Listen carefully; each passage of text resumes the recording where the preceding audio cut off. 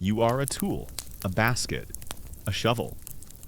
You are here to move a mountain, one spoonful at a time. And you will do it until you break. And then you will be discarded. And another man will pick up your basket and take your place in the endless shuffling line. This is the simple, terrible arithmetic of the Great Wall. The horn blows for the morning meal, and you stumble out of your pit house, your body a collection of aches held together by sheer, stubborn will. You join the shuffling line of thousands of men, a great gray river of humanity flowing towards the food distribution area. The air is cold, the sun not yet risen, but the overseers are there, their cudgels and whips ready to enforce order. There is no chatter in the line. There is only the grim, silent focus of starving men. The first thing you are aware of is the dirt. It is the beginning and the end of your world. It is under your fingernails, a permanent, gritty crescent. It is in the lines of your hands, in the creases of your neck. It is the floor of your small, single-room house, packed down hard by the feet of your father, and his father before him. It is the substance of the fields you have been working since you were old enough to walk. A rich, brown loam that smells of life and rain, and the promise of millet. You hold out your bowl, a crude pottery thing that is your only personal possession. A server, a conscript like you, but one assigned to the slightly less lethal job of food service, slops a single ladleful of grayish-brown liquid into it. This is breakfast. It is a thin gruel made from boiled millet, the cheapest and coarsest of all the grains. It is watery, with a few sad-looking grains floating at the bottom. It is barely warm.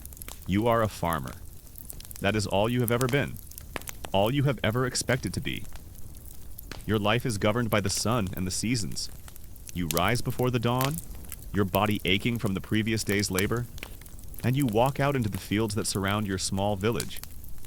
Your world is a patchwork of greens and browns, nestled in a gentle river valley, a tiny, insignificant corner of the vast, newly unified empire under the iron hand of the first emperor, Qin Shi Huang. You are also handed your daily ration of solid food, a single, small, brick-hard cake of dried millet. This is your bread, your meat, your entire sustenance for a full day of back-breaking labor.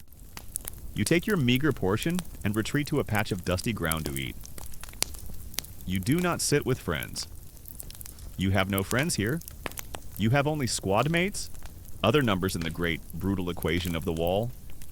You sit alone, guarding your bowl with your body, lest a more desperate man try to steal it. You have heard his name. Of course, you have heard it whispered in the marketplace. He is the man who conquered all the warring states, the man who burned the books of the scholars and buried his critics alive. He is a distant, terrifying figure, as remote and powerful as a god. His new laws, his standardized weights and measures, his unified currency. These things have trickled down even to your small village, brought by officials in silk robes who look at your calloused hands and mud-caked feet with thinly veiled contempt. But for the most part, his grand ambitions do not touch your daily life. Your concerns are more immediate. Is there enough rain for the crops? Will the harvest be good is the new tax, payable to a man you will never see, for a purpose you cannot comprehend, going to leave your family with enough to eat through the winter. You eat the gruel first, slurping it down quickly before it can get cold. Though it makes little difference. The warmth is fleeting. The millet cake is the real challenge. It is so hard you cannot bite into it. You must break off small pieces and suck on them, letting your own saliva slowly soften the grain enough to chew. It is a long, laborious process. It tastes of dust and despair. Your hands are your most valuable tool. They are thick, strong, and mapped with the scars of a lifetime of labor. You know how to read the sky for rain. You know how to coax life from the earth. You know the simple, profound satisfaction of a day's hard work, the feeling of weary muscles and a full belly. You have a wife, her hands as calloused as your own, her smile the brightest thing in your small world. You have a son, just a toddler, whose laughter is a sound more precious than any emperor's gold. Your life is not easy. It is a constant struggle against drought, against blight, against the simple, grinding poverty of a farmer's existence. But it is your life. It is rooted here, in this dirt, in this valley, under this sky. This is the diet that fuels the construction of the Great Wall. It is a diet calculated with a chilling precision. It is not designed to make you strong. It is not meant to be nourishing. It is designed to provide the absolute minimum number of calories required to keep a man working for a limited period of time before his body inevitably fails. You are a machine, and this is your low-grade fuel. The machine is expected to break down, and when it does, it will be replaced. One afternoon, as you are weeding a row of millet, your back a single long ache. You see them. Two men on horseback coming down the path that leads to your village. They are not merchants. They are not farmers. They are soldiers. Their leather armor and bronze-tipped spears a jarring sight in your peaceful valley. Behind them walks a third man, an official, his silk robes a slash of incongruous color against the green fields. Historians and archaeologists have a grim fascination with the logistics of feeding the massive workforce on the wall. They analyze grain storage pits found near the wall, study ancient texts on military rations, and debate the caloric value of a millet-based diet. The general consensus is that the diet was horrifically inadequate. Millet is a hardy grain, able to grow in the poor soil of the northern frontier, but it is low in protein and essential nutrients. A diet consisting of nothing but millet gruel and hardtack would inevitably lead to malnutrition and diseases like scurvy, beriberi, and pellagra. A ripple of unease spreads through the village. People stop their work. Doors are opened. Faces peer out, anxious and uncertain. The arrival of officials is never good news. It means a new tax, a new decree, a new demand from the insatiable appetite of the state. The great academic debate is whether this was intentional. Was the starvation diet a deliberate policy of the Qin state? A way of controlling the workforce and ensuring that no one had the energy to rebel? Or was it simply the result of the immense logistical challenges of supplying a massive, mobile army of laborers in a remote and inhospitable region? The supply lines were long and treacherous. Grain had to be transported hundreds, even thousands of miles from the fertile farming regions of central China. Every cart of grain that reached the wall was a logistical miracle. Was the meager ration a sign of the state's cruelty, or its incompetence? Standing here, gnawing on your rock-hard millet cake, the distinction feels irrelevant. Whether they are starving you on purpose or by accident, you are still starving. The men ride directly to the small, dusty square in the center of the village, where the elders convene. The entire village gathers, drawn by a mixture of fear and duty. You wipe the sweat from your brow with the back of your hand, leaving a muddy streak, and join the crowd, your wife holding your son close beside you. You learn to supplement your diet in small, desperate ways. You see a man catch a lizard that was scurrying among the rocks. He skins it with a sharp stone and eats it raw, his eyes darting around to make sure no guard sees him. You see another man digging for roots, chewing on the tough, fibrous things in the hope of finding some small nourishment. These are capital offenses. The emperor's land, and everything on it, belongs to him. To catch a lizard is to steal from the emperor. The punishment is a swift and brutal beating, or worse. But starvation is a powerful motivator. The official dismounts. He is a man with a soft, pale face and a look of profound arrogance. He unrolls a bamboo scroll and, in a high, reedy voice, he begins to read. He speaks of the glory of the emperor. He speaks of the threat from the northern barbarians, the Xiongnu, the horse-riding nomads who raid the borderlands.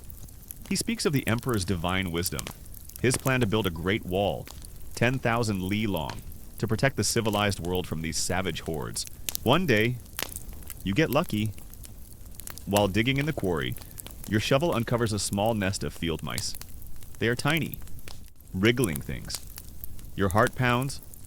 You quickly scoop them up, hiding them in a fold of your ragged tunic before anyone can see. That night, in the darkness of your pit, you eat them. You kill them quickly, crush their small bones, and eat them raw. The taste is metallic and unpleasant, but it is protein. It is life. It feels like a feast. It is the most satisfying meal you have had in months.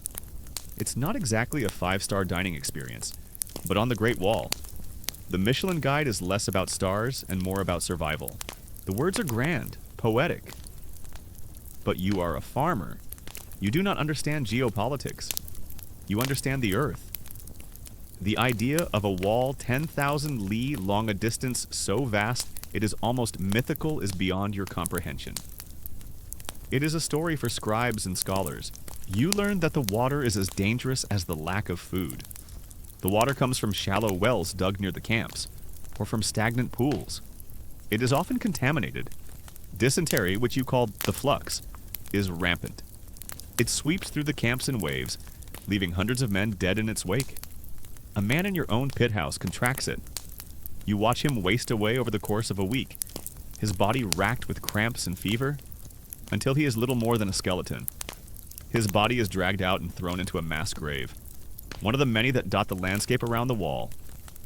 These pits are known as the longest cemetery in the world, for a reason. Then the official gets to the point. The emperor requires labor. The great project requires the hands of his loyal subjects. Every district, every village, must provide its quota of men. He holds up the scroll. It is a list. He begins to read names. You learn to be careful with the water, to drink only from sources that seem cleaner. But it is a losing battle. Everyone is sick, to some degree. The constant malnutrition has weakened your body's defenses. A simple cut can become infected and lead to a festering, life-threatening wound. A common cold can turn into a fatal lung infection in a matter of days. The air grows thick with dread. You hear the names of your neighbors: Li, the blacksmith; Chen, whose son was just married; Wang, the old man who tells stories to the children. With each name, there is a gasp, a sob from a wife or a mother. This brings to mind an obscure but fascinating aspect of life on the wall: the role of women. While the construction crews were exclusively male, the massive camps were not entirely without women. Some were the wives and families of the commanding officers and high-ranking officials. But many more were convicts or conscripts themselves, forced into service in the massive support network that kept the project running. They worked in the kitchens, preparing the endless vats of gruel. They worked as seamstresses, mending the soldiers' uniforms. And, in the most tragic of circumstances, they were forced to serve as prostitutes for the guards and soldiers. Their lives were often just as brutal and hopeless as the men's. Another layer of human misery fueling the emperor's ambition. You sometimes see them from a distance. Shadowy figures moving about the camps, their faces worn and empty. They are ghosts, just like you. And then he reads your name. One day, a shipment of supplies arrives. It is a rare and exciting event. A long train of ox carts, having completed the perilous journey from the south, brings fresh grain, tools, and other materials. But this time, there is something else. The carts are carrying large earthenware jars. The rumor spreads through the camp like wildfire it is wine. Or, more accurately, a cheap, harsh rice beer. The sound of it, spoken in that cold, official voice, hits you like a physical blow. It doesn't seem real. You look at your wife. Her face has gone pale, her eyes wide with terror. She clutches your son so tightly he lets out a small cry. It is not a gift. It is a calculated tool of control. That evening, every man is issued a single bowl of the sour, potent liquid. It is a reward for meeting a construction quota. It is a way for the officials to release some of the immense pressure that builds up in this city of misery, to prevent a riot. You have committed no crime. You have paid your taxes. You have followed the laws. Your only offense is that you are a healthy male of working age. Your crime is your own existence. This is the brutal reality of Qin conscription. While the emperor's massive armies were one source of labor for his projects, and convicts were another, the largest pool of manpower was the peasantry. You drink it. The taste is foul, but the effect is immediate and powerful. The alcohol hits your empty stomach like a hammer. The world softens at the edges. The constant grinding ache in your body recedes to a dull throb. For the first time in months, you feel something other than pain and fear. A man in your pit starts to sing a sad, rambling song from his home village. Another man begins to weep openly, the alcohol having broken down the walls of his resolve. For a brief, flickering moment, you are not numbers. You are men again. This is a point historians still debate. What was the exact composition of the workforce that built the first Great Wall? Some ancient texts, particularly those written by scholars who hated the first emperor, emphasize the role of convicts, painting a picture of a wall built entirely by criminals suffering under a cruel regime. More recent scholarship and archaeological evidence suggest a more complex picture, a mixture of soldiers stationed on the frontier, convicts serving their sentences, and a vast, rotating mass of conscripted peasants like yourself. The truth is, the emperor needed bodies, and he was not particular about where they came from. He would take them from anywhere he could. The moment does not last. The next morning, the horn blows as usual, but the misery is compounded by a splitting headache and a sour stomach. The work in the quarry is even more hellish than usual. The overseers are particularly brutal, as if punishing you for the brief moment of humanity you were allowed. You realize the wine was not a reward. It was just another tool of oppression, a way to make the next day's suffering even more acute. It's the cruelest happy hour in history. The official finishes reading the list. About 20 names, 20 men from your small village. He rolls up the scroll. You will be provided with 1 day to settle your affairs, he says, his voice devoid of any emotion. At sunrise tomorrow, you will assemble in this square. You will be marched north. Anyone who fails to appear will be considered a deserter. Their family will be held accountable. You look at the men around you. Their bodies are wasting away. Their skin is sallow, stretched tight over their bones. Their eyes are dull and empty. They are being consumed by the wall, their life force being literally transferred into the earth and stone. You are all starving, not in a sudden, undramatic way, but in a slow, grinding, methodical way. It is a process, as deliberate and well organized as the construction of the wall itself. The threat is clear and it is absolute. The Qin legalist system was famously harsh. The concept of collective punishment was a cornerstone of its power. If you run, your wife and son will pay the price. You are trapped. You chip away at the unyielding granite, your body screaming with every blow of the hammer. You think of the food you used to eat. A simple bowl of noodles, a piece of roasted pork on a festival day, the sweet, juicy flesh of a peach, eaten in the shade of a tree. These memories are a form of torture, ghosts of a life that no longer seems real. The official and his soldiers retire to the village headman's house for the night, leaving a stunned, grieving silence in their wake. The village square breaks apart into small, weeping groups. You find your wife. There are no words. You simply hold her, feeling the tremors that run through her body. You look down at your son, his face buried in his mother's robes, and a rage so profound, so helpless, fills you that it makes you dizzy. You look at the wall, this endless, monstrous dragon that is devouring you and everyone around you. It is being built on a foundation of hunger. Each stone is mortared with the despair of a starving man. And you know, with a certainty that is colder and harder than the granite you are breaking, that the emperor is not just building a wall to keep the barbarians out. He is building a monument to his own power, and he is feeding it with the lives of his people. That night is the longest of your life. Your small house, usually a place of comfort and refuge, feels like a tomb. You do not sleep. You sit with your wife, the single oil lamp casting flickering shadows on the wall. You look at the things you own, a few clay pots, a worn sleeping mat, the hoe you have used for 10 years, its wooden handle worn smooth by your own hands. It is the entirety of your world, and it is being ripped away from you. The morning after the state-sanctioned wine party is a lesson in Kinnera human resources management. Your head feels like a stone that the quarry workers have been practicing on all night. Every muscle, already screaming from the daily abuse, now has a new, sharper edge of pain. The meager warmth from the alcohol has long since evaporated, leaving behind a sour, dehydrated misery. As the horn blasts you from your pit, you realize the wine wasn't a reward. It was a chemical tether, a way to ensure that even a brief moment of mental escape was paid for, with compounded physical suffering the next day. The emperor gives with one hand and takes with two. What do you do with 1 day? How do you say goodbye to a lifetime? You try to give your wife instructions. You tell her which fields need the most water, where you stored the extra seed, how to bargain with the grain merchant. The words feel hollow, absurd. You're talking about a future you will almost certainly not be a part of. You shuffle to the quarry in the gray pre-dawn light, and you can feel the change in the atmosphere. The overseers are on edge, their faces tighter, their voices harsher. They know the wine makes men sluggish, and they are here to whip that sluggishness out of you. The work begins with a fury. The cudgels and whips are used with more frequency and less provocation.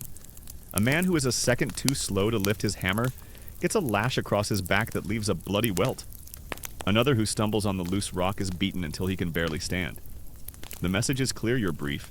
State-sponsored respite is over, and you will now pay for it with your skin. The stories of the Emperor's great projects are well known. The Grand Canal, the massive tomb with its terracotta army, and now, the Wall. It is common knowledge that to be sent to work on one of these projects is a death sentence. The journey alone is perilous. The work is brutal. The conditions are inhuman. They call the Great Wall the longest cemetery in the world. You are not being conscripted for labor. You are being condemned to a slow, miserable death. You thought you understood the dangers of this place? You thought the enemy was the work itself, the relentless labor that ground your body down? The starvation diet that hollowed you out from the inside? The sickness that festered in the crowded, filthy camps? You were wrong. The work is a slow, methodical executioner. But there are faster, more intimate ways to die on the Great Wall. You quickly learn that the Wall is designed to keep the northern barbarians out. But the most immediate and unpredictable threats are already inside with you. There is a detail of Qin law that is not widely known, an obscure point for the scholars. The labor service was, in theory, not a life sentence. A peasant might be conscripted for a term of 1 or 2 years, but the reality was that very few ever returned. The system was designed for a constant, massive attrition rate. The Emperor did not need you to survive. He just needed your body for a year or two, and there were millions more like you to take your place. The first threat is the rock itself. You're dismantling a mountain with primitive tools, and the mountain does not always cooperate. One afternoon, your team has just finished hammering in the wooden wedges to split a large granite slab. You are waiting for the water bearers. The senior man in your crew, an old farmer named Wei with hands like gnarled roots, is inspecting the wedges, making sure they are set deep. He has a lifetime of experience reading the subtle signs of the earth. But the earth here is treacherous. You hold your son. You try to memorize the feel of his small body in your arms, the smell of his hair. You try to burn the image of your wife's face into your memory, the way her eyes crinkle when she smiles, a smile you know you may never see again. Without warning, there is a deep, groaning sound from within the mountain. It is not the sharp crack of a clean split. It is a sound of immense, grinding pressure being released in a way it was not meant to. The overseer shouts, "Back, get back!" before the first hint of dawn. You are awake. You eat a final meal together, a simple bowl of millet porridge. It tastes like dust. Your wife has packed a small cloth bag for you with a handful of dried dates and a spare pair of straw sandals.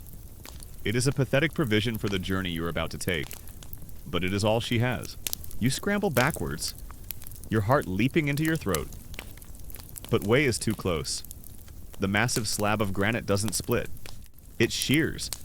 A huge section of the quarry face, a piece the size of a house, detaches and slides downwards in a slow-motion avalanche of rock and dust. It is not fast, but it is unstoppable. You walk to the village square. The other condemned men are already there, surrounded by their weeping families. The soldiers are ready, their faces impassive. There are no long, tearful goodbyes. The officials do not allow it. It is swift. It is brutal. The list is checked. The ropes are brought out. Wei turns to run, but there is nowhere to go. The sliding rock face catches him, not crushing him instantly, but pinning his legs against another boulder. He lets out a scream that is inhuman, a sound of pure, unadulterated agony that cuts through the din of the quarry. The rock slide comes to a halt with a final, shuddering tremor. Your hands are bound behind your back. You are tied to the man in front of you, and another man is tied to you. You are part of a human chain, a miserable, shuffling coffle of slaves. You get one last look at your wife, her face a mask of anguish. You see your son, holding her leg, his face confused and frightened.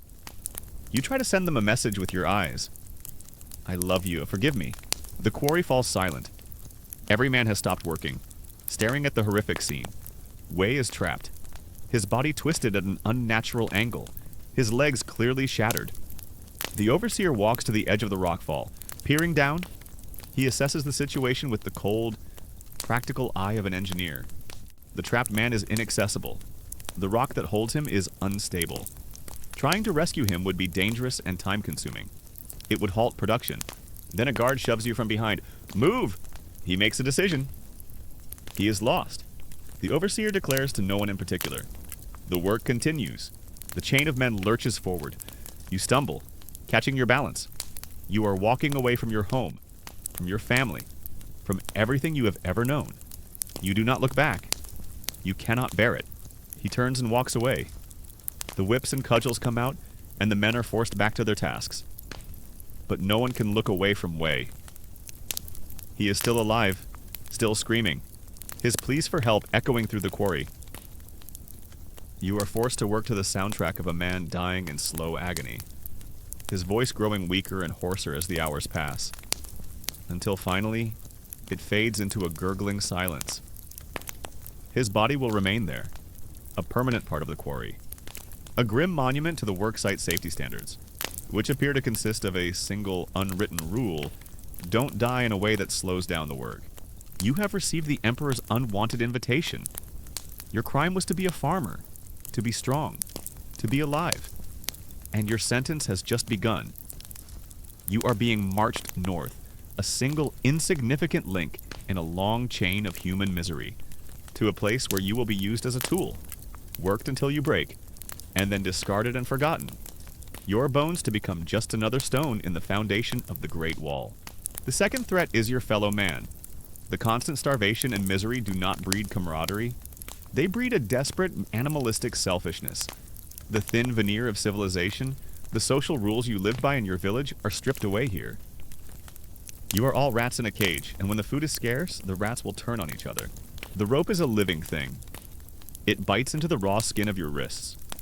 A constant, gnawing pain that becomes the central fact of your existence. It is your only connection to the world, tethering you to the shuffling, miserable man in front of you and the weeping, stumbling man behind you. You are no longer an individual. You are a segment of a human centipede, a single organism of despair being driven north by the impassive prods of your guards. You see it every day. Fights break out over a dropped millet cake. A man who finds a slightly more sheltered spot in the pit house will have to defend it with his fists. Theft is rampant. A man wakes to find his only pair of straw sandals has been stolen while he slept. In this rocky terrain, to be without shoes is a death sentence. Your feet will be shredded in a matter of days. You will be unable to work, and you will be dragged behind the rocks. The thief has not just stolen a pair of sandals, he has murdered a man for them. The first few hours are a blur of dust and grief. The path leads you out of your valley, and with every step, the familiar landscape of your life recedes. The gentle, rolling hills flatten into a vast, unforgiving plain. The rich, brown earth you know so well gives way to a paler, dustier soil that rises in choking clouds with every footfall. The air, which at home smelled of rain and growing things, now smells only of dust and the sour sweat of terrified men. You learn to sleep with your meager possessions, your bowl, your extra tunic clutched to your chest. You learn to trust no one. The man sleeping next to you, the man whose warmth you share to survive the cold nights, might kill you for the half-eaten millet cake hidden in your tunic. You do not speak. No one does. What is there to say? The man in front of you is Chen, the farmer whose son was just married. His shoulders are slumped, his head bowed. The man behind you is a young man you barely know, and he sobs quietly, a continuous, hopeless sound that grates on your nerves. The guards shout at him to be quiet, and one of them strikes him across the back with the flat of his spear. The sobbing stops, replaced by ragged, hitched breathing. This is your first lesson on the long road north. Grief is a luxury you are not permitted. The convicts are a different danger altogether. They are a separate tribe, branded by their tattoos and hardened by a lifetime of violence. They work the most dangerous jobs and are treated with even more brutality by the guards, which in turn makes them more brutal themselves. There is an invisible line between their work gangs and yours, and you learn very quickly not to cross it. The sun climbs, a merciless white disk in a hazy sky. There is no shade on this open plain. The heat beats down on your head and shoulders. Your throat is already a desert. The small water gourd you were allowed to carry was empty hours ago. The guards, on their horses, drink from their own larger gourds, their faces showing no concern for the column of men dying of thirst behind them. One day, a dispute breaks out over a set of iron chisels. A tool has gone missing, and an overseer accuses a convict of stealing it. The convict, a massive man with a tiger tattooed on his chest, denies it with a string of curses. The overseer, a young, arrogant soldier, decides to make an example of him. He strikes the convict with his cudgel. The convict, unlike the farmers who cower and weep, strikes back. He lunges at the soldier and for a glorious, terrifying moment, he manages to wrestle the cudgel away. Hey guys, tonight we are going to build a wall. Not a garden wall, not a fence around a yard. We are going to build the largest, most ambitious, and most brutal construction project in human history. We're traveling back to ancient China, during the reign of the first emperor, Qin Shi Huang, to the northern frontier, to the place where the Great Wall is being born from nothing but earth, stone, and an ocean of human misery. Imagine a wind that never stops, a sky the color of slate, and a line of earth and rock stretching farther than the eye can see, built on the bones of 1 million men. It's a world of impossible labor and fading hope. And let's be honest, with our modern appreciation for workplace safety and weekends, you probably wouldn't last long enough to get your first splinter. So before you get comfortable, take a moment to like the video and subscribe, but only if you genuinely enjoy what I do here. It's always a huge help. And for fun, drop your city and the time where you are in the world in the comments. It's always cool to see where everyone is tuning in from. Now, dim the lights, maybe turn on a fan for that soft background hum, and let's ease into tonight's journey together. The quarry freezes again. This is not an accident. This is rebellion. The convict swings the cudgel, but before he can land a blow, 3 other guards are on him. They swarm him, their own cudgels rising and falling. It is not a beating to enforce discipline. It is a beating to kill. They do not stop until the man is a broken, bloody pulp on the ground. This is the journey to the wall. It is not just a means of getting you from your home to the construction site. It is a tool. It is a filter designed to sift the weak from the merely miserable. The emperor does not need men who will collapse under the first hardship. He needs bodies that can endure. This brutal march is the first stage of the tempering process, burning away the soft parts of you before you even see the first foundation stone. The incident has consequences for everyone. The collective punishment is swift. The food rations for the entire quarry are halved for 2 days. The work hours are extended. The beatings increase. You are all being punished for the defiance of one man. It is an effective lesson. It teaches you not only to fear the guards, but to fear each other. It turns you into your own jailers, ensuring that you will quell any sign of rebellion among yourselves before it can even begin. Days blur into a monotonous cycle of suffering. You walk from before sunrise until after sunset. The only breaks are when the guards decide to rest their horses. You collapse onto the dusty ground, the rope still binding you to your fellows. There is no escape, even in these brief moments of rest. This brings to mind a subtle historical point that scholars debate. What was the true purpose of the wall? Was it really an effective military defense against the skilled horsemen of the Xiongnu? A rammed earth wall, even a massive one, is vulnerable. It can be scaled. It can be breached. Some historians argue that the wall's primary function was not military, but political and psychological. It was a massive, undeniable statement of the emperor's power. It was a way to define the borders of his empire, to separate the civilized Chinese world from the barbarian lands beyond. And perhaps most importantly, it was a way to control his own people. The wall was a project that required the mobilization and control of millions. It was a machine for focusing the nation's resources and manpower on a single state-directed goal.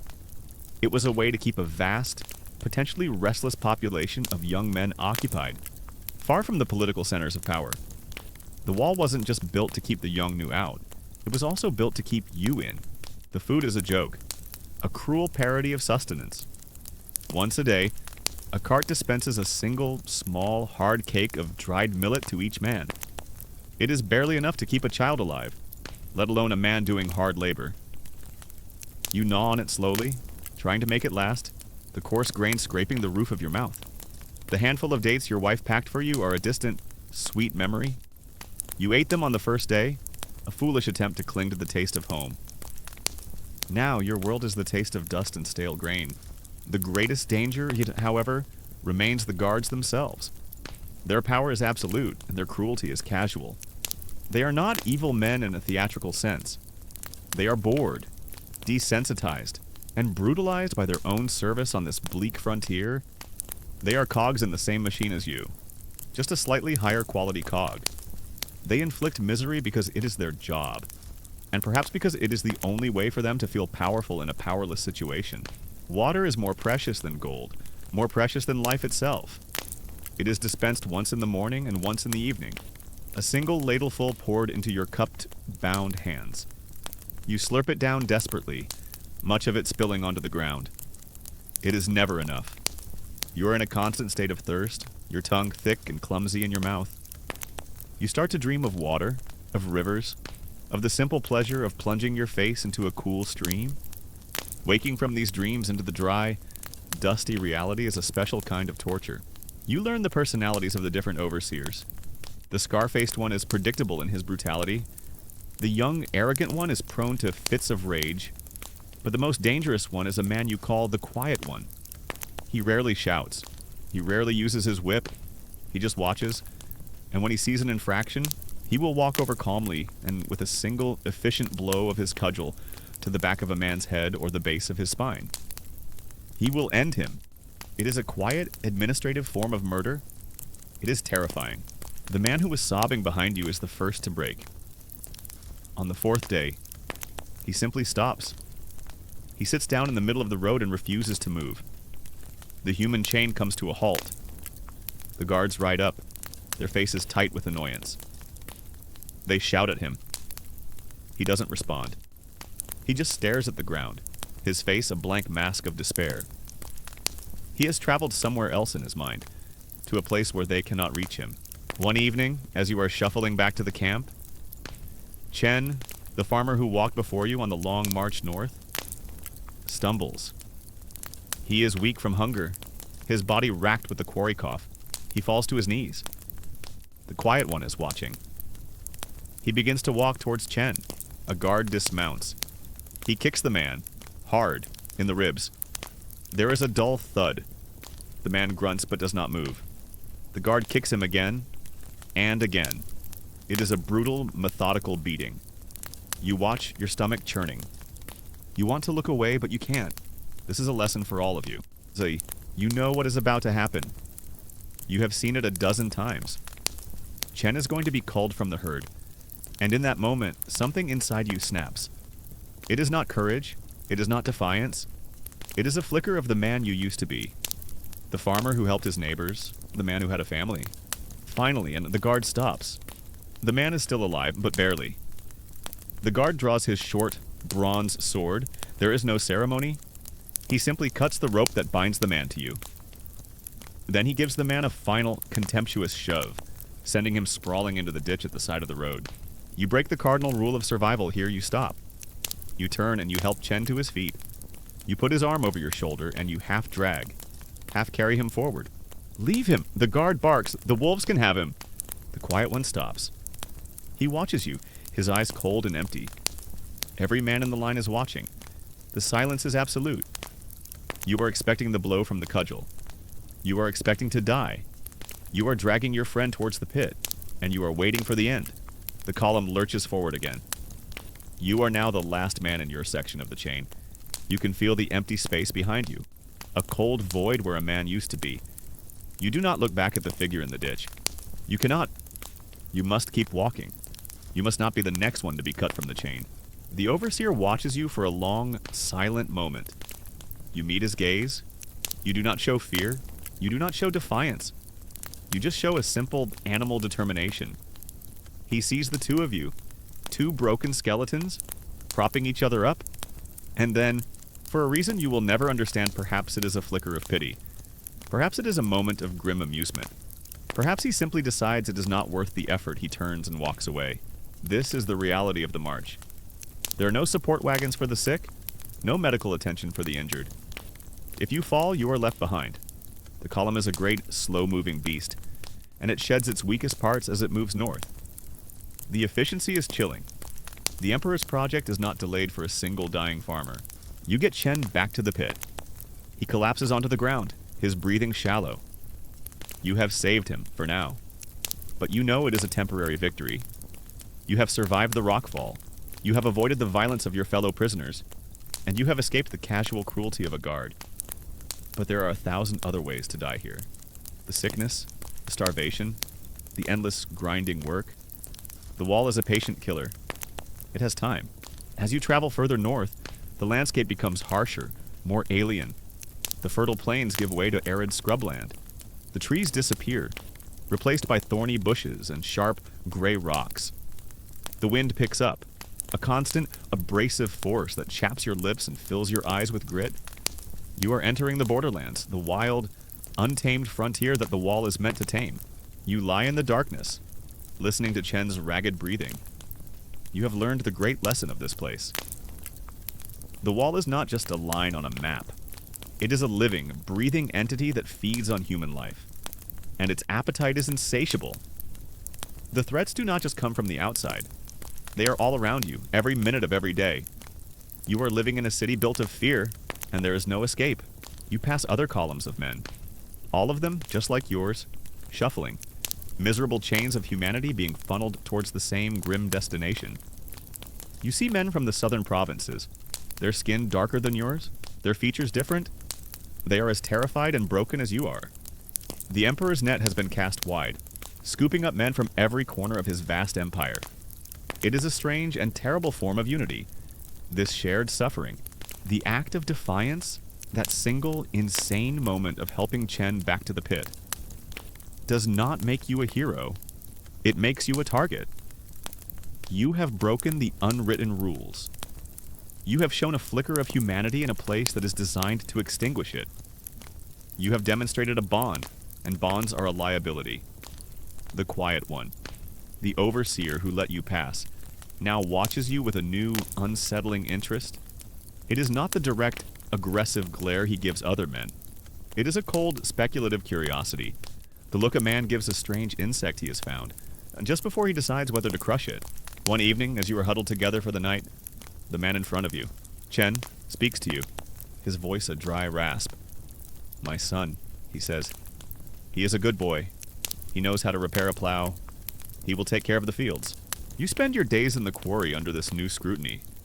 Every swing of your hammer, every step you take, feels heavy with the weight of his gaze. You do your work with a frantic, desperate efficiency, trying to be invisible, to be so perfect a cog in the machine that you are not worth the effort of removing. He is not talking to you. He is talking to himself, trying to hold on to the image of his life, his family. You understand. You do the same thing in the silence of your own mind. You try to picture your wife's face, but the memory is already starting to fade, the edges becoming blurry, worn down by the constant, grinding misery of the march. The immediate reality of your aching feet, your burning thirst, your raw wrists, it is so powerful that it begins to erase the past. You are becoming a creature of pure physical sensation, your world reduced to the next step, and the one after that. But your act of mercy has bought Chen very little. You saved him from the cudgel, but you cannot save him from the wall. He is a broken man. The quarry cough, the sickness that comes from breathing stone dust, has taken root deep in his lungs. He hacks and spits constantly, bringing up thick, gray phlegm. He has no energy. The meager rations are not enough to sustain a healthy man, let alone one who is being consumed from the inside. This brings up a point that historians and archaeologists still ponder. What were the logistics of this immense undertaking? Moving hundreds of thousands, perhaps millions, of men across a vast continent required a level of organization that was unprecedented. The Qin dynasty was famous for its bureaucracy and its standardized currency, writing, and even the axle widths of carts to create a uniform system of roads. You see some of these roads, great earthen highways built for the emperor's armies and officials, but you are not on them. You are on the rough tracks beside them. The carts that carry the guard's supplies and the officials' baggage roll smoothly along the standardized roads. You, the engine of the entire project, are forced to walk in the dirt. The system was efficient, but that efficiency was not designed for your comfort or survival. It was designed for the convenience of the state. You try to help him. You share your millet cake, breaking off a piece of your own rock-hard sustenance and pressing it into his hand when the overseers are not looking. It is a foolish, self-destructive gesture. You are starving yourself to feed a dying man, but you cannot stop yourself. He is the last link to the man you used to be, to the village you came from. In his gaunt, tired face, you see the faces of all your neighbors. To abandon him would be to abandon the last remnant of your own soul. The mortality rate on these marches is a matter of academic debate. Some ancient sources, written by scholars hostile to the emperor, claim that as many as half the conscripts died before they even reached the wall. Modern historians are more cautious, suggesting the numbers were likely lower but still horrifically high. They debate whether the brutal conditions were a deliberate policy to weed out the weak, or simply the result of callous indifference and logistical incompetence. Standing here, feeling the life being slowly baked and starved out of you, the distinction feels meaningless. Whether they are trying to kill you or just don't care if you die, the result is the same. You try to cover for him during the work. When you are part of a team lifting a rock, you take more of the weight, your own muscles screaming in protest. When you are chiseling, you swing the hammer with a faster, more desperate rhythm to make up for his weakness. The other men in your squad see what you are doing. Some look away, wanting no part of your foolishness. Others watch with a kind of sullen resentment. Your efforts make them look bad. You are disrupting the grim established order of suffering. You try to make a grim joke to Chen one day. At least the scenery is changing, you rasp, gesturing with your head to the bleak, rocky hills that now surround you. He doesn't even have the energy to smile. He just grunts. The capacity for humor, like the capacity for grief, is a resource you can no longer afford. Chen knows what you are doing. Don't, he rasps one evening as you offer him a piece of your millet cake. Save it. You need it. More men fall. An old man from your village develops a hacking cough that racks his body, until one morning he simply cannot get up. A young man from another village is bitten by a snake during the night, his legs swelling to a grotesque size before he dies in agony. Their bodies are cut from the ropes and left where they lie. There are no burials, there are no prayers. They are simply discarded. The long road north is becoming a trail of the dead. We are from the same village, you reply, the words feeling thin and inadequate. We help each other? After what feels like a lifetime, weeks of endless, brutal walking, you notice a change in the air. The wind carries a new scent. The smell of thousands of wood fires and the faint, acrid smell of lime. The dust on the road is thicker, more churned up, and then you see it. He looks at you, his eyes watery and dull with fever. There is no village here, he says, and the simple, terrible truth of it hangs in the stale air of the pit house between you. At first, it is just a low, dark line on the horizon, like a ridge of hills. But as you get closer, you realize it is not natural. It is a scar on the face of the earth, a massive, endless mound of rammed earth and stone that snakes its way over the hills and valleys, disappearing into the distance in both directions. It is a dragon of dirt, sleeping on the northern frontier. He lasts for another week. Each day. He is weaker. He stumbles more often. The overseers notice. The quiet one watches him, his face impassive, making a silent calculation. You know that Chen's time is running out. He is approaching the point where his continued existence is a net loss for the Emperor's project. He is consuming food, however little, and producing almost no work. The brutal arithmetic of the wall is turning against him, and all around it, there is a scene of organized chaos that stuns you into silence. It is a city of misery. There are vast camps of crude huts stretching for miles. There are quarries gouged into the sides of hills, clouds of stone dust rising from them. There are massive kilns belching black smoke into the sky. And everywhere, there are people. Tens of thousands of them. An army of ants crawling over the landscape, carrying baskets of earth, hauling ropes, chipping at stones. They are all gaunt, ragged, and covered in the same uniform of dirt and despair that you wear. The end comes not in the quarry, under the cudgel of a guard, but in the relative peace of the pit house. One night, you are woken by the sound of his breathing. It has changed. It is no longer the ragged, wet cough you are used to. It is a thin, shallow whistling sound, a tiny breeze passing through a broken reed. You know that sound. You have heard it from dying animals. It is the sound of the body forgetting how to live. This is your destination. This is the end of the road. You have survived the journey, the filter that weeds out the weak. You have arrived at the Great Wall. And as you look at the immense, soul-crushing scale of the project, at the endless line of suffering men, a cold, hard certainty settles in your heart. The journey was not the punishment. It was just the introduction. The real misery is about to begin. You sit beside him in the darkness. The other men in the pit either asleep or pretending to be. You give him a little of your water, lifting his head and pouring a few precious drops into his mouth. He swallows with difficulty. He tries to speak, but only a dry, rattling sound comes out. You hold his hand. It is cold, like a bundle of sticks. The ropes are finally cut. The act is not one of liberation, but of processing. You are cattle being moved from a transport cart into a holding pen. Your wrists are a mess of raw, bleeding flesh. And the sudden freedom from the rope's bite is so strange that you stumble, your arms feeling unnaturally light. You and the other survivors from your chain of conscripts are shoved into a large, dusty enclosure, surrounded by a crude fence of sharpened stakes. This is the receiving area, the formal welcome to your new life. The welcoming committee consists of a handful of bored, hard-faced soldiers and a clerk with a bamboo ledger. You sit with him for hours as the life slowly, quietly leaks out of him. There is no drama. There is no great struggle. It is a simple, quiet fading, a candle flame guttering and going out. Just before dawn, he gives one last shuddering sigh, and then he is still. His eyes, open and staring, reflect the faint starlight from the opening of the pit. Chen is gone. Your name is called, not the name your mother gave you, but a number. You are now a number. The clerk makes a mark next to your number on his list. You have officially arrived.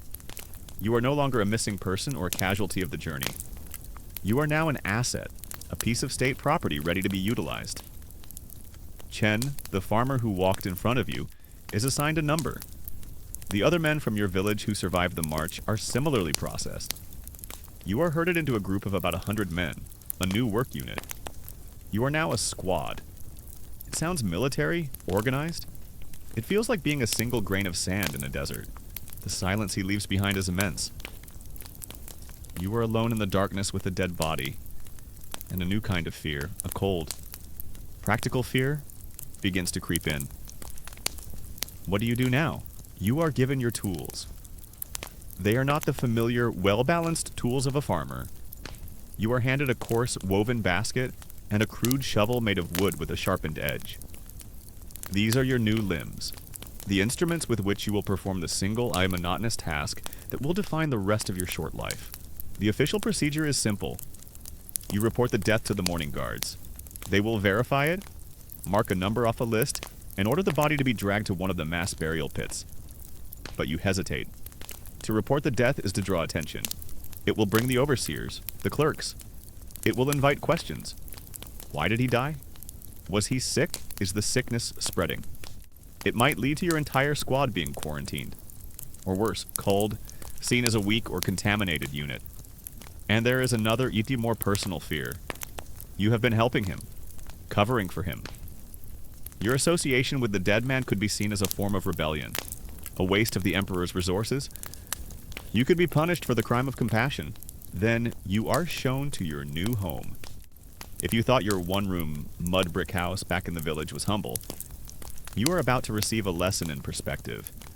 Your new dwelling is a hole in the ground. It is a pit, dug into the dry, unforgiving earth, with a roof made of woven reeds and mud thrown over a few scavenged branches. It is less a house and more a badger's den. There is no door, just an opening. There is no floor, just the cold, damp earth. There is no light, no warmth, no comfort. You are assigned to a pit with 15 other men. You will sleep crammed together, your body's a single miserable pile of humanity, seeking warmth from each other like livestock in a winter storm. At least the rent is free, you think. A flicker of grim humor that dies before it can even form a smile. You look at the other men in the pit who are beginning to stir. They are the other survivors from your village. They see the still form of Chen. They look at you. They understand the dilemma. No one wants to report it. As the guards shove you towards the sprawling camp of these pit houses, you finally get a chance to look around, to truly take in the scale of this place. You are standing on the spine of the world. The landscape is brutal, a panorama of bleak, wind-swept hills the color of rust and old bones. The wind never stops. It is a physical presence, a constant whining pressure that scours the land, stealing the warmth from your body and the hope from your heart. It carries with it a fine, yellow dust that gets into your eyes, your mouth, your lungs. An old farmer, the man named Wang who used to tell stories to the children back home, speaks first, his voice a low whisper. "We cannot leave him here," he says. "The sickness will spread, and the guards, they will not be kind. And dominating everything is the wall." "What can we do?" another man asks. "The burial pits are guarded. It is not the magnificent stone structure you might imagine from later dynasties. The wall of the first emperor?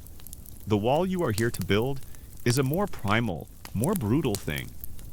It is a colossal serpent of rammed earth, a dragon of dirt and gravel that follows the contours of the land, slithering over the ridges of the highest hills and plunging into the deepest valleys. It stretches to the eastern horizon and to the western horizon, an unbroken line of human will imposed upon the wilderness. It seems less like a structure and more like a geological feature, a mountain range built by madmen. Its sheer, mind-numbing scale is designed to crush the spirit. It is a statement of power, a declaration that the Emperor's reach is as endless as the sky itself. Wang looks at you, his eyes grim in the faint light. "There is another place," he says softly, "a place where a body can disappear, a place where they are always looking for more fill. The air is filled with the sounds of its creation. It is a symphony of misery. There is the rhythmic, percussive thump, thump, thump of thousands of wooden rammers compacting the earth. There is the distant, sharp clink of chisels on stone from the quarries. There is the creak and groan of wooden carts, their wheels struggling in the rough terrain. And over it all, there is the sound of human voices. Not conversation, not laughter. It is the sound of shouting, of guards barking orders, of men grunting with effort, of cries of pain. It is the sound of a living machine, a machine made of human flesh and bone, and fueled by despair. You understand immediately. The wall. You are now a part of this machine. You see the other cogs? There are tens of thousands of men here. Most are like you, conscripted farmers. Their faces gaunt, their bodies thin, their movements slow and shuffling. But there are others. You see a group of men whose faces are marked with tattoos, black ink that brands them as criminals. These are the convicts, men sentenced to labor on the wall for their crimes. They work in separate gangs, under heavier guard. Their expressions harder, more violent. There is no camaraderie between your groups. They are a lower caste of suffering, and you are all too consumed with your own misery to feel any solidarity with them. The idea is horrific, a desecration of every tradition you have ever known. A man should be buried with respect, with offerings, his body intact so that his soul can make its journey to the afterlife.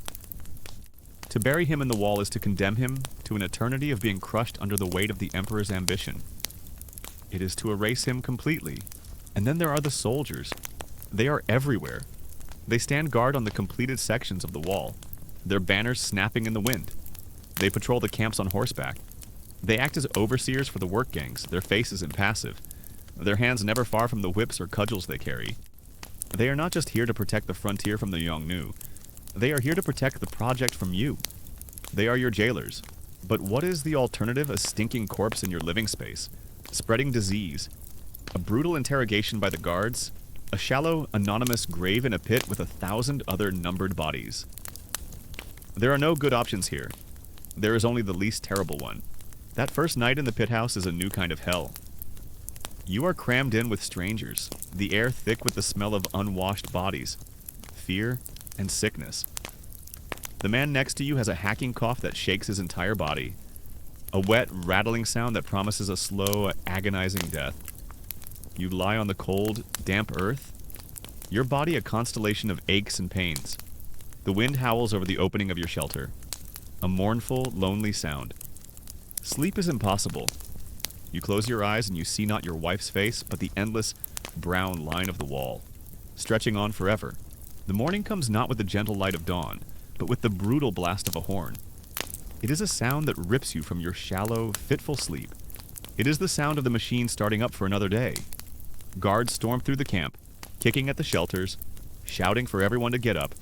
There's no time to wash, no time to prepare. You stumble out of your pit into the cold, gray pre-dawn light. You are herded to a central area where food is dispensed. It is the same hard millet cake from the journey, but somehow it seems even smaller now. You are also given a bowl of thin, watery gruel. It is warm, and for that you are grateful. You gulp it down, the meager warmth spreading through your belly. This is your fuel for the day. This is what you will use to move a mountain. This is the wall's most terrible and persistent secret. It is a legend that has been whispered for 2,000 years. The idea that the bodies of the dead workers were mixed into the structure itself? Modern archaeologists and historians have found no definitive proof of this. They have excavated sections of the wall and have not found human remains used as construction material. And the sticky rice mortar myth is from a much later dynasty. The scholarly consensus is that the legend is likely just that, a legend. A powerful piece of folklore that expresses the immense human cost of the project. But legends are born from a truth. And the truth is that hundreds of thousands of men died here. Their bodies had to go somewhere, and the official burial pits could not have been enough. And in a place where pragmatism and brutality were the ruling principles, what could be more pragmatic than to use the wall itself as a tomb? It is a debate that still continues. Was it an official policy? Unlikely. Was it a common, unofficial practice? A convenient and unrecorded way for overseers to dispose of the endless supply of dead bodies without slowing down the work? Standing here, in the cold pre-dawn darkness with your dead friend, it feels not just possible, but inevitable. Your squad is marched to your assigned section of the wall. Your overseer is a grizzled soldier with a long, puckered scar that runs down one side of his face, pulling his mouth into a permanent sneer. He wastes no time on introductions. He points to a nearby hill. You must act before the horn blows. You and Wang and two other men lift Chen's body. He is shockingly light, a fragile bundle of skin and bone. You wrap him in his own ragged tunic. You wait for a moment when the camp sentries are at the far end of their patrol route. And then you move. You? That hill, he says, his voice a gravelly bark. It needs to be moved. Here. He points to a section of the wall where two parallel wooden frames have been set up, about 15 feet apart. You will dig the earth. You will carry it in your baskets. You will dump it between the frames. And you will do this until I tell you to stop. Anyone who stops before I say so will be whipped. Anyone who collapses will be left where they fall. Do you understand? You slip out of the pit and into the shadows of the camp. You move like ghosts, keeping to the dark spaces between the huts. The camp is a maze, but you know the way. You head towards the section of the wall where the rammed earth construction is still active. No one answers. The silence is understanding enough. You reach the construction site. It is deserted. A landscape of silent wooden frames and massive mounds of earth, all bathed in the pale, ghostly light of the moon. It is eerily quiet without the daytime symphony of misery. And so, your work begins. You take your crude wooden shovel and you begin to dig. The earth here is not the soft loam of your farm. It is a hard, rocky soil, mixed with gravel. Every shovelful is a jarring effort that shakes your tired body. You fill your basket. You lift it to your shoulder. It is not heavy. Not at first. But you are not lifting it once. You are lifting it 1,000 times. You find a section where the earth between the frames is still loose, waiting for the rammers.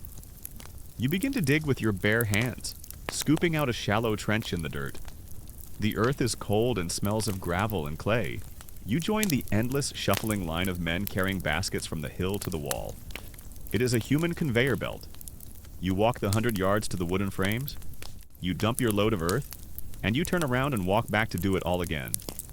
And again, and again. You lay Chen's body in the trench. It is a pathetic grave, too short and too shallow. His knees are bent. You fold his arms over his chest. Wang, the old storyteller, whispers a fragment of a traditional prayer for the dead, a folk charm from your home village, his voice cracking with emotion. It is a small, feudal gesture of respect in a place that has none. This is the famous technique of rammed earth construction. The primary method used to build the chin wall. It is brutally simple and brutally effective. Layers of earth, gravel, and sometimes other materials are dumped between wooden frames and then compacted by teams of men using heavy wooden or stone rammers. The result is a wall that is incredibly dense and durable, able to withstand the harsh northern climate for centuries. You are building with the very substance of the land itself. Then you cover him. You push the earth back over his body with your hands. You smooth the surface, trying to make it look as if it has not been disturbed. There, it is done. He is gone. You learn about the different types of soil. The loess soil of the region, a fine yellowish silt, is prized. When mixed with a little water and rammed, it creates an almost concrete-like hardness. You also see men mixing other things into the earth. There is a persistent legend, a fact that many people believe, that the mortar for the Great Wall was made with sticky rice and the bones of dead workers. This is a detail from a much later time, from the stone and brick Ming Dynasty wall. The secret ingredient in your wall is not so exotic. It is simply pressure and an endless supply of human sweat. You stand for a moment, looking at the spot. It is just a patch of dirt. But you know what lies beneath. You know that in a few hours, the horn will blow. The endless river of men with baskets will return. They will dump thousands of pounds of new earth on top of this spot. And then the rammers will come. They will pound and crush and compact the earth, sealing Chen into the wall forever, his bones becoming part of the foundation, his body one of the literal, secret ingredients of this monstrous structure. The sun climbs. The work does not stop.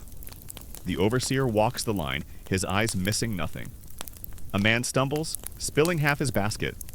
The overseer is on him in an instant, his whip a blur. The man screams a thin, high-pitched sound. He scrambles to refill his basket, his back bleeding. The line does not stop. You turn and slip back towards your camp, your heart a cold, heavy stone in your chest. You have lost your last connection to your past, and you have become an accomplice in a new kind of horror. You are no longer just a victim of the wall. You are now one of its ghoulish architects. You fall into a trance, a rhythm of pure physical misery. Dig, lift, walk, dump, walk back. Your mind goes blank. You are no longer Neb Hathor, the scribe from Thebes, or a farmer from a peaceful valley. You are a machine made of flesh. The only thoughts in your head are the simplest ones. Lift with your legs. Do not stumble. Do not spill the dirt. Do not attract the attention of the overseer. You get back to the pit just as the first hint of gray light appears in the east. You lie down, but you do not sleep. You wait for the sound of the horn. When it comes, you get up. You shuffle to the food line. You take your gruel and your millet cake, and you march to the quarry. This raises a question that historians still puzzle over. What was the true length of the first emperor's wall? The ancient historian Sima Qian wrote that it was more than 10,000 Nalwa Karmalak. A li was a Chinese unit of distance, and 10,000 Nalwa Sli is roughly 3,100 miles or $5,000 kilometers. Was this a literal measurement, or was the number $10,000, which in Chinese has a meaning of innumerable or mythical, simply a way of saying it was unimaginably long? Tracing the exact path of the Qin Wall is incredibly difficult today. Much of it has eroded back into the landscape from which it was built, or was used as the foundation for later walls. The Dragon of Earth has slowly dissolved over the centuries, leaving only faint traces for archaeologists to argue over. But for you, standing here, covered in its dust, the length is not a matter of academic debate. It is infinite. It stretches beyond the horizon of your vision, and beyond the horizon of your hope. You pick up your hammer, you begin to swing. Ping, ping, ping. But as you work, you look over at the wall, snaking its way across the landscape, and you no longer see a structure of earth and stone. You see a tomb. You see a sepulcher, 10,000 li long, built not just on the suffering of men, but from their very bones. And you know that somewhere, deep inside its cold, dark heart, your friend is watching. By midday, your body is screaming. Your back is a single knot of fire. Your shoulders are raw from the friction of the basket. Your hands are blistered and bleeding. But you do not stop. You look at the section of wall you are filling, After hours of work by 100 men, the level of the earth between the frames has risen by perhaps a few inches. It is a progress so slow, so infinitesimal, that it feels like a mockery of your effort. You are trying to empty the ocean with a teaspoon. The secret of Chen's final resting place is a heavy stone in your gut. It changes the way you see the wall. It is no longer just a monument of cruelty, it is a sepulcher. Every time you walk past the section where you buried him, you feel a cold dread, an irrational fear that the earth will cry out, that his ghost will rise up and condemn you all. The other men from your village who share the secret feel it too. A new, unspoken bond has been forged between you. Not of friendship, but of shared guilt. You avoid each other's eyes, because to look at one another is to be reminded of the terrible act you committed in the moonlight. You are a small, secret society of ghouls. You have survived the journey. You have been processed. You have been welcomed to the dragon's spine. You are standing at the edge of the known world, a place where the only thing bleaker than the landscape is the endless, back-breaking, soul-destroying task that stretches before you. For all the days that you have left, the quiet one, the overseer, seems to sense this change. He doesn't know your secret, of course, but he has an animal instinct for weakness and dissent. He sees the way you and the other villagers move, the way you stick together, the way you fall silent when he approaches. He sees a unit, a potential source of trouble. And so his cold, speculative gaze now falls not just on you, but on all of you. Your small group has been marked. The rhythm of misery has a name. It is the name of your life now. It is dig, lift, walk, dump, walk back. It is a 5-beat measure played on an instrument of aching muscle and splintering bone. The sun, which was once your partner in the fields, a benevolent force that coaxed life from the earth, is now your enemy. It climbs the sky with agonizing slowness. Each degree it moves, marking another eternity of labor, the work in the quarry continues. A relentless grinding of stone and soul. Your body has become a stranger to you. It is a thing that aches and bleeds, a tool that you use until it breaks. But in the barren landscape of your mind, where hope has all but died, a new and dangerous seed begins to sprout. It is the seed of rebellion. Your world has shrunk to the 100-yard path between the hill and the wall.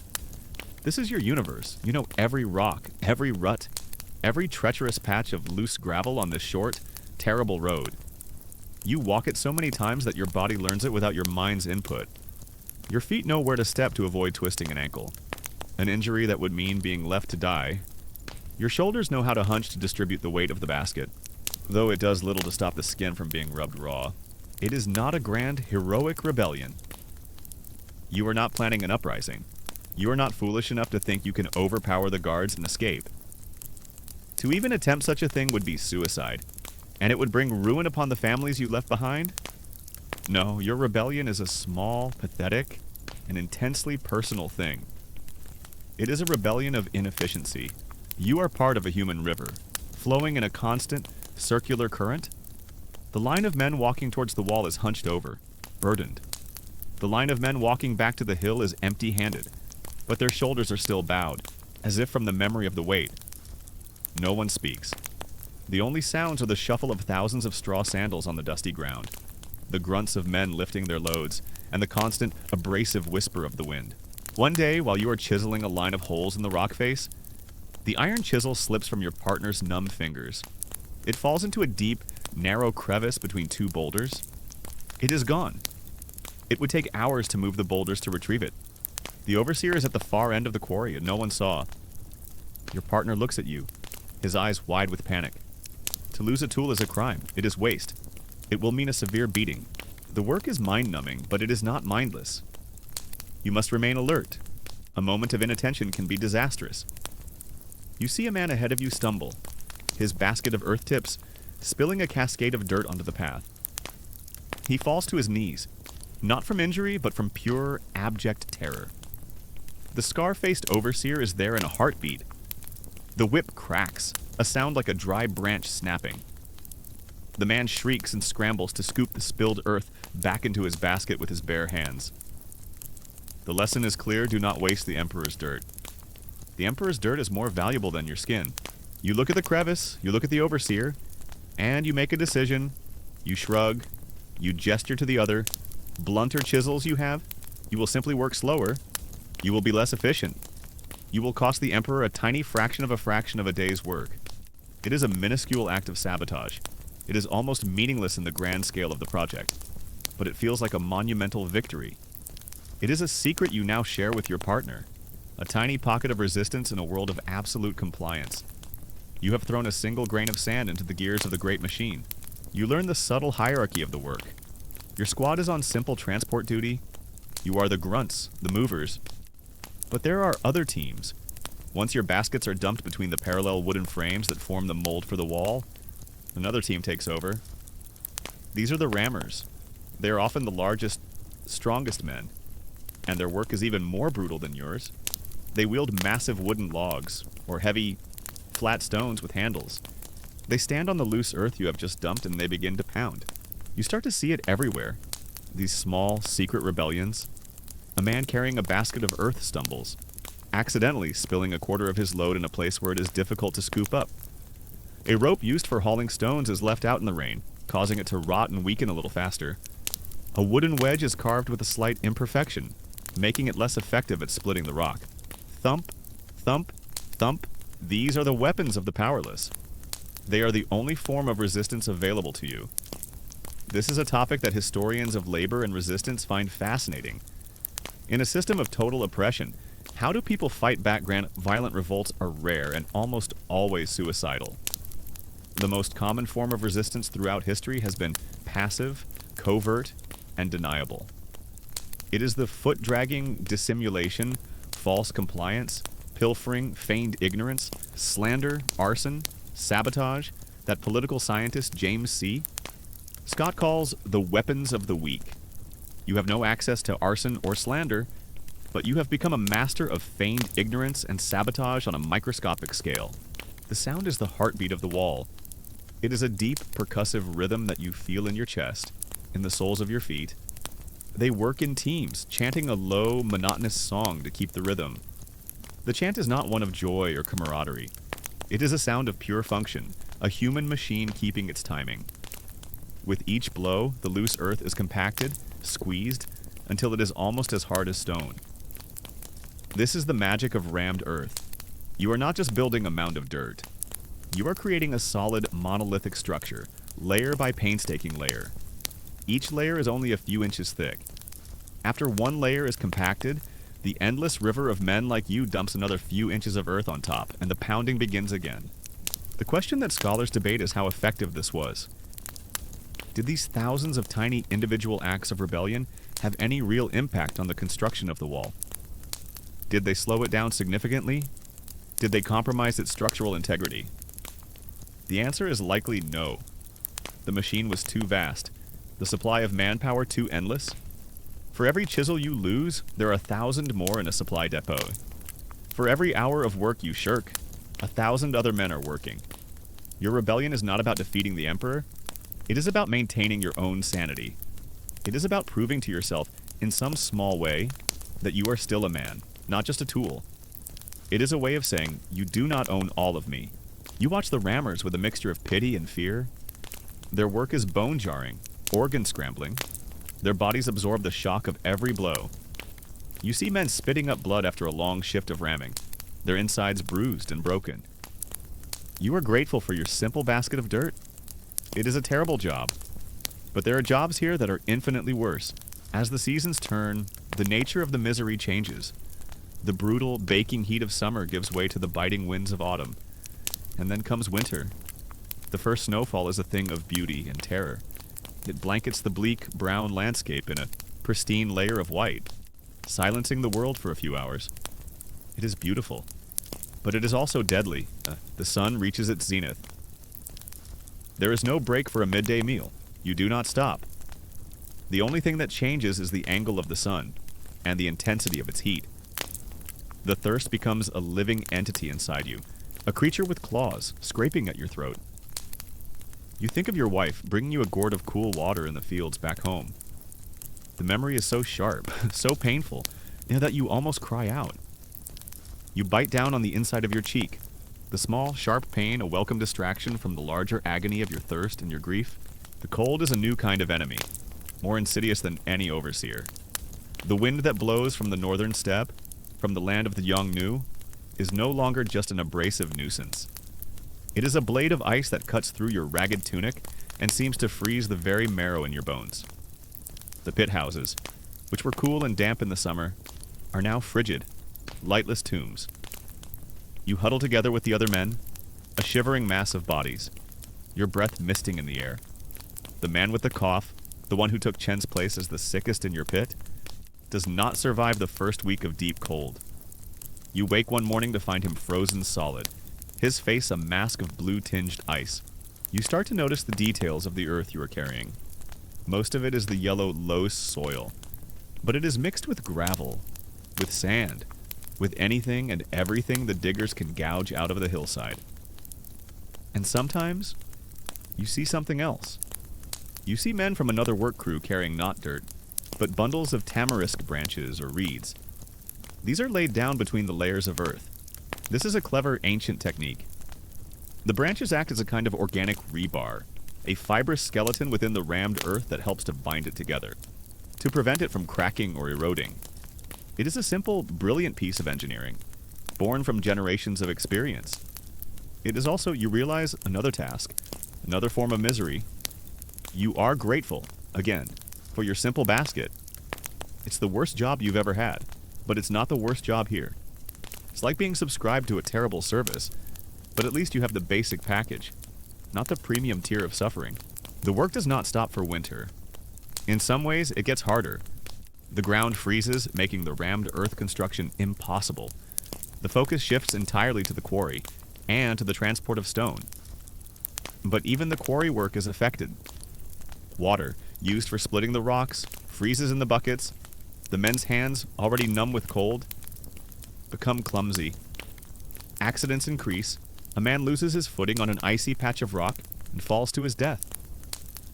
His body lies where it fell until the spring thaw. He has become a permanent, frozen part of the landscape. The afternoon wears on, a long, slow descent into a new level of exhaustion. Your body is no longer your own. It is a machine that performs a function. But the machine is breaking down. Your blisters have burst, and the raw skin of your hands sticks to the wooden handle of your shovel. Your shoulders are a bloody mess. Your legs feel like they are made of stone. You operate in a fog of pain. Your movement's automatic. This is where the true logistical genius and cruelty of the Qin system becomes apparent. How do you keep a massive construction project running through a brutal northern winter? The answer is fuel. Vast quantities of charcoal and firewood are needed, not just for the blacksmith's forges, but to thaw the ground for digging foundations, to keep the officials and soldiers warm, and, in theory, to provide some minimal warmth for the workers. The supply lines for this fuel were as long and as vital as the food supply lines. But fuel, like food, was a resource, and it was allocated according to status. The officials and soldiers had their braziers. You had only the body heat of other shivering men. A man in your squad, a young farmer from a village near yours, collapses. He doesn't cry out. He simply crumples to the ground, his basket spilling around him. The human river parts around him, the men behind him stepping over his prone body without breaking stride. To stop would be to invite the whip. The scar-faced overseer walks over to the fallen man. He nudges him with his boot. There is no response. The overseer stares down at the man for a long moment, his expression one of pure annoyance, as if a piece of equipment has broken. He barks an order to two nearby soldiers. They grab the man by his arms and legs and drag him out of the path, dumping him behind a pile of rocks. They do not check to see if he is alive. He has ceased to be useful. He is now just refuse. In the face of this new, cold reality, something remarkable happens. Wang, the old storyteller from your village, the man who whispered the prayer over Chen's body, begins to fight back with the only weapon he has ever had. He begins to tell stories. You watch this and you feel nothing. The shock, the pity, the fear you don't have the energy for them anymore. Your emotional reserves are as depleted as your physical ones. There is only a cold, hard knot of certainty in your gut. That is your future. That is the fate of every man here, but you are all just waiting your turn to be dragged behind the rocks. One night, huddled in the freezing darkness of the pit, he starts to speak, his voice a low, raspy whisper. He doesn't tell grand epics of gods and emperors. He tells the simple folk tales of your home province. He tells the story of the clever rabbit who outwits the greedy tiger. He tells the story of the two star-crossed lovers, the weaver girl and the cowherd, who are separated by a river of stars. This raises a question that historians and archaeologists debate with a grim fascination. Just how fast was the wall built? The ancient historian Sima Qian, writing about a century after the Qin dynasty, claims that the general Meng Tian built the wall and its defenses in just over 10 years. This seems impossibly fast for a project of this scale, using only the most basic technology. Was Sima Qian exaggerating, using the number as a form of propaganda to emphasize the incredible power and cruelty of the first emperor? Or were the Qin organizers such masters of logistics and human exploitation that they could achieve this pace? Archaeologists have found sections of Qin-era wall that show signs of hasty construction, with layers that were not properly compacted. This might suggest that the overseers, under immense pressure from the top, were cutting corners, sacrificing quality for speed. Standing here, watching a man being dragged away like a broken tool, you believe it. The emperor does not care if the wall is perfect. He cares that it is done. The impossible speed is achieved by treating human life as the most disposable of all resources. At first, the other men are silent, too consumed by their own misery to listen. But Wang's voice is persistent, a tiny spark of warmth in the immense cold. And slowly, the men begin to listen. They are drawn to the familiar cadence of the stories, to the names of rivers and mountains from a world they thought they had lost forever. For a few minutes each night, you are not numbers in a frozen pit on the northern frontier. You are men from a village gathered around a fire that does not exist, listening to the stories that your fathers and grandfathers told. As the sun finally begins to touch the western hills, the horn blows again. The sound is a signal of release, but it brings no joy. It is simply a pause in the suffering. You drop your basket where you stand. You don't have the strength to carry it back to a storage area. You turn and begin the long, shuffling walk back to the camp. Wang's storytelling is the most profound and dangerous act of rebellion you have yet witnessed. He is rebuilding the community that the wall has tried to destroy.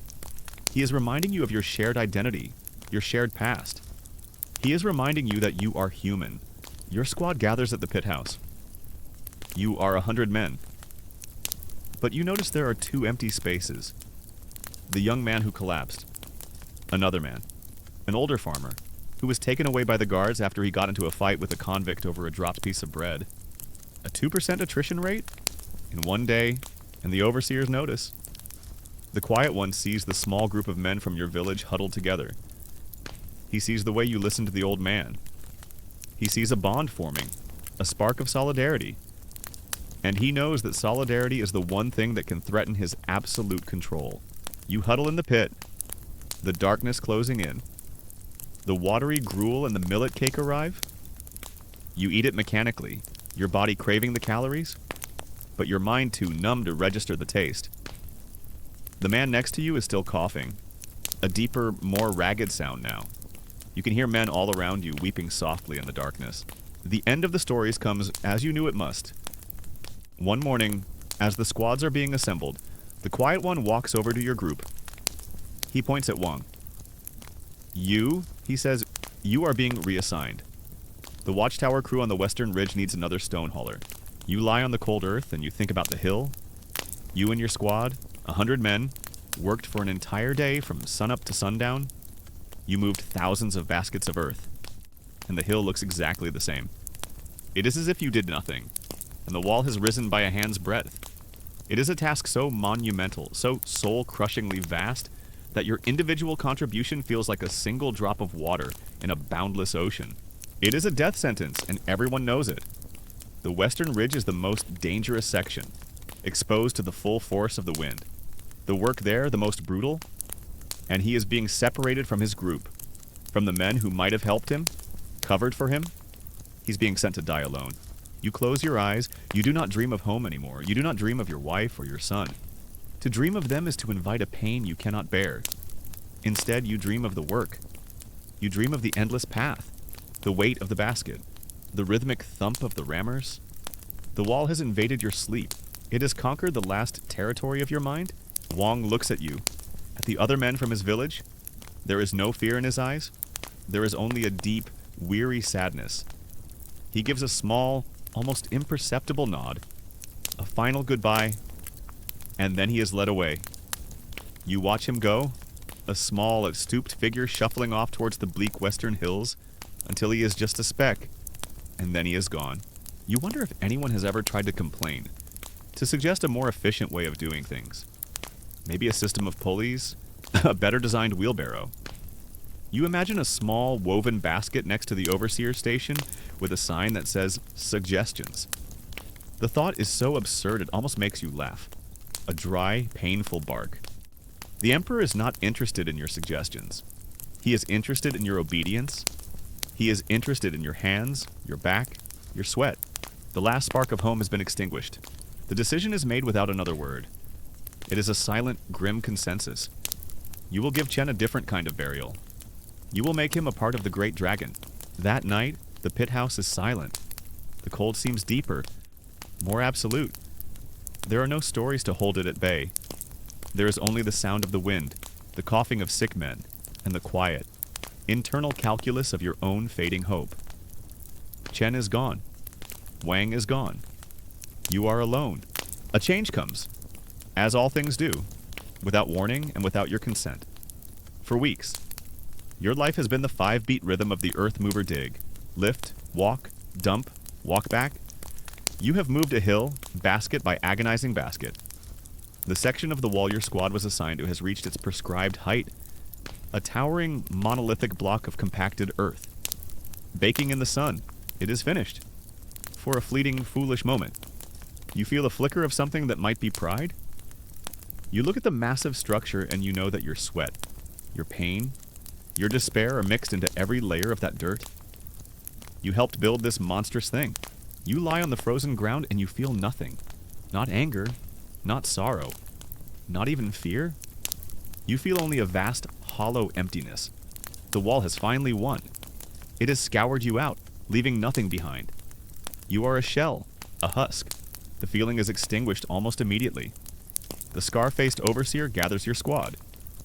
His expression is, as always, one of profound boredom and contempt. This section is done.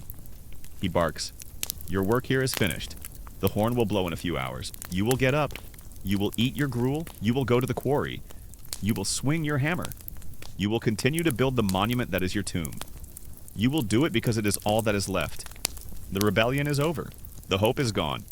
There is only the work. A murmur ripples through the men. Could it be? Is it possible the faint, almost forgotten ghost of a hope stirs in your chest?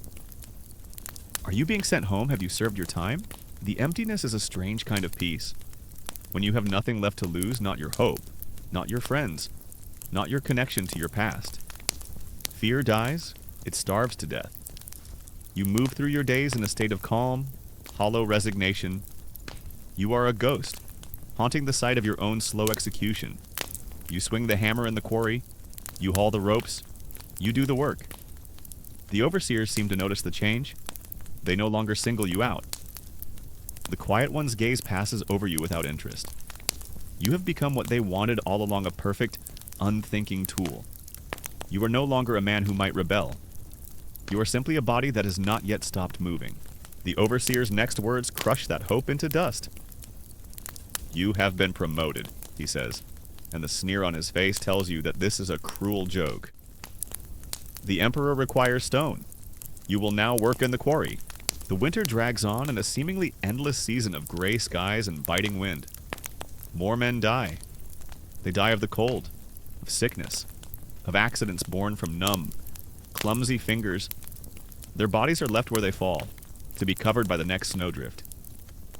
The camp becomes a landscape of frozen mounds, each one a silent testament to a life extinguished. You cease to notice them. They are just part of the terrain. You are marched away from the familiar misery of the rammed earth construction site.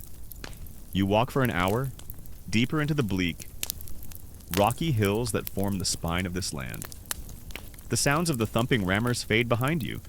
replaced by a new, more jarring symphony of noise.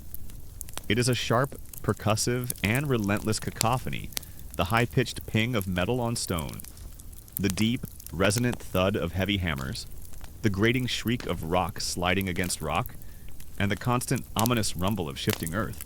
And then, one day, the wind changes. It loses its icy edge. A new scent is on the air. The smell of damp earth, of life stirring. The snow begins to melt, at first in dirty patches, then in great, slushy rivers that turn the camp into a quagmire of mud. Spring is returning. You arrive at the quarry. It is a vision of hell carved into the side of a mountain. A great gray wound has been gouged out of the earth, a massive amphitheater of shattered rock and dust. The air is thick with a fine, white powder that coats everything, turning the world into a ghostly monochrome landscape. It clogs your throat, grates against your teeth, and makes your eyes water. You can feel it settling in your lungs with every breath you take. The thaw brings with it a gruesome harvest. As the snow recedes, the bodies of the winter's dead are revealed. They lie where they fell, their forms twisted, their skin a pale, waxy gray. They are a part of the landscape now, emerging from the earth like some terrible, unwanted crop. Special crews of convicts are assigned the task of the spring cleaning. They drag the decomposing bodies to the burial pits, their work grim and silent. The smell of death, which had been frozen for months, is now released into the air, a thick, sweet, cloying stench that hangs over the entire camp. And everywhere, there are men. They crawl over the terraced face of the quarry like insects, their ragged forms barely distinguishable from the rock they are working on. They are covered in the same white dust, their faces pale masks of exertion. This is your new workplace, your promotion. You have graduated from the misery of the dirt to the agony of the stone. The work on the wall changes with the season. The ground is soft enough for the rammers to begin their work again. New sections of the earthen dragon are laid out. The quarries are still active, producing the stone scales for its back. The great machine, which had been slowed by the winter, now roars back to its full, brutal capacity. Your new overseer is a soldier even harder and more callous than the last one, if such a thing were possible. He carries no whip. He carries a heavy wooden cudgel, which he rests on his shoulder as if it were an extension of his own arm. He wastes no time explaining the work. He simply points, "You are reassigned. Your time in the quarry is over. You are sent back to the simplest, most fundamental task moving earth. You are given a basket and a shovel. You rejoin the endless, shuffling river of men, carrying dirt from a hill to the wall." It feels strangely familiar, like returning to a childhood home you despised. You fall back into the old rhythm dig. Lift, walk, dump, walk back. "There," he says, gesturing to a massive ledge of granite. "You will make big rocks into smaller rocks, and you will move the smaller rocks to the carts. The Emperor's wall needs a stone face. It needs to be strong. It needs to last forever. You will not now get to work. You have been here for you don't know how long. You have lost all track of time. The years have bled into one another, marked only by the changing seasons of misery. Was it 2 years? 3. The man you were when you arrived, the farmer from the river valley, is a distant ghost, a character in a story told by a dead man in a frozen pit. You are given your new tools. Your flimsy wooden shovel and woven basket are gone. You are now armed with a heavy stone hammer and a set of soft iron chisels. You are part of a quarrying team, a group of 10 men assigned to a specific section of the rock face. Your task is to break off the massive blocks of stone that will be used to face the earthen wall, or to build the watchtowers that punctuate its length. One day, a new official arrives in the camp. He is not a soldier or an overseer. He is a clerk from the Ministry of Justice, a man with soft hands and a clean robe. He carries a bamboo ledger and sets up a small table in the center of the camp. Rumors spread like a fever. What does he want? Is it a new tax? A new conscription? A new punishment? The work is a new dimension of difficult. The granite is ancient and unforgiving. You begin by chiseling. You and another man work as a team. He holds the chisel and you swing the heavy stone hammer. Ping, ping, ping, the sound is deafening. Sparks fly. With each blow, a tiny puff of stone dust erupts, You are trying to carve a line of holes into the face of a mountain with what feels like a toothpick. The overseers march the squads before him, one by one. The clerk consults his ledger. He calls out numbers. Not names. Numbers. Most of the time, he simply makes a mark, and the squad is dismissed. But occasionally, he will call a number, and the man who corresponds to that number will be pulled from the line. Your hands, which were blistered and raw from the shovel, are now subjected to a new kind of punishment. The shock of the hammer blow travels up the handle and into your arms, your shoulders, your skull. After an hour, your teeth ache from the constant vibration. The man holding the chisel has his own problems. One misplaced blow from your hammer, one slip, and his hand will be a shattered mess of bone and blood. The trust required is absolute, a bizarre intimacy forged in the face of shared misery. Your squad is marched forward. You stand there, numb and indifferent. You expect nothing. The clerk's voice is a reedy monotone. He calls a number. A man is pulled out. He calls another number. Then he calls your number. This is the well-known primary technique of ancient quarrying. You chisel a line of deep holes into the rock.